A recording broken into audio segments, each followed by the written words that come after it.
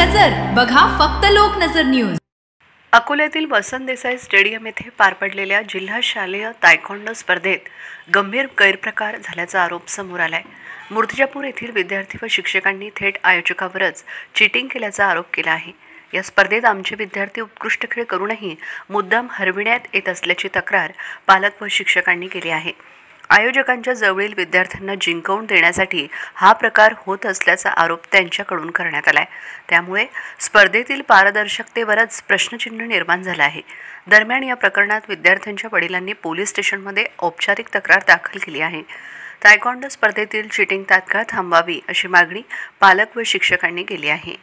मी Sarita Gupta, फर्जन black belt, Murtijapur वरून आले। City taekwondo club तर्फे यांचे शाळेचे कोच आले होते संदेश सर, त्यांनी पण यांना म्हटलं पण ते ऐकले नाही, शेवटी ते चालले गेले।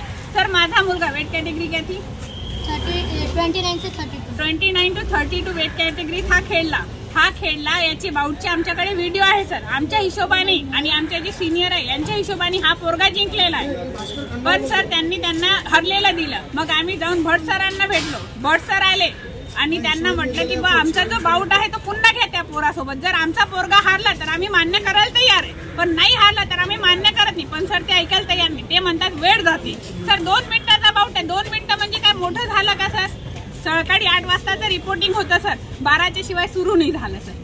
त्याच्यात 2 मिनिटं सर कुठं जातात? चहा प्यायनेच जातात सर। आमची इच्छा होती की तो बाउट डबल घेण्याचा, जर आमचा पोरगा हरते ना आम्ही मान्य करायला तयार आहे। ते झालं नाही सर की आमचा दुसरा मुलगा ती वेट कॅटेगरी -35 मध्ये हा खेळला सर। याचे आमच्याकडे बाउट आहे सर, तिन्ही बाउट। याच्यात सर हा आमच्या शेवटच्या याच्यात 2 पॉईंटने जिंकलेला आहे, तरी सर याला हारलेला दिला। आम्ही म्हटलं तर तुम्ही म्हणतात प्रत्येक बाउटला तसंच म्हणणार आहे की तुमचे पोरं हारले, तर तसेच म्हणतात सर। काय करावं ते सांगा सर, दरवर्षीच हेच आहे सर। मागच्या सर 2 वर्ष आधी आम्हाला रात्रीचे 12:30 वाजले सर, मॅचेस होता सर, आणि दुसऱ्या दिवशी सर अमरावतीला डिव्हिजन होती सर।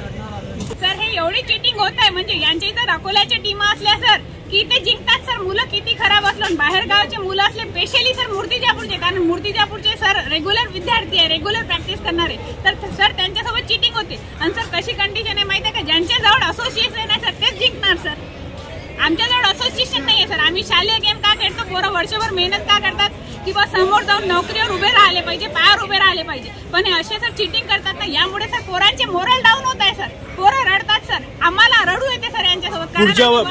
सर पुढच्या वर्षी आमचं यायचा विचार नाहीये सर इथे, कारण दरवर्षी चिटिंग होते सर। एवढी मेहनत करा सर आणि चिटिंग होते, काय फायदा सर येऊन? मग तो बायकॉट करायचा विचार आहे सर।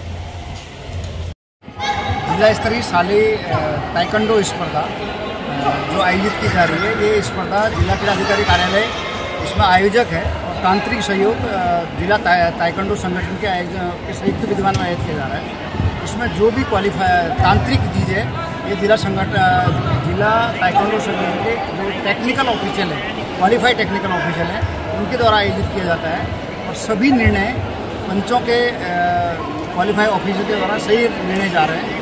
पेरेंट्स को या जनरल पब्लिक को वो टेक्निकल चीज़ें नहीं समझती हैं, इसलिए उनको लगता है कि उनका ही बच्चा जीत रहा है। और ख़ासतौर से जब एक कॉम्बैट स्पोर्ट्स आता है तो उसमें वो अपने ही बच्चे को देखते हैं कि वो अटैक कर रहा है, लेकिन वो टेक्निकल जो चीज़ें हैं वो टेक्निकल बाजू के जो लोग हैं वही समझ सकते हैं। और सभी टूर्नामेंट बड़े सही तरीके से हो रहे हैं और पंचों का निर्णय पूरी तरह सही है।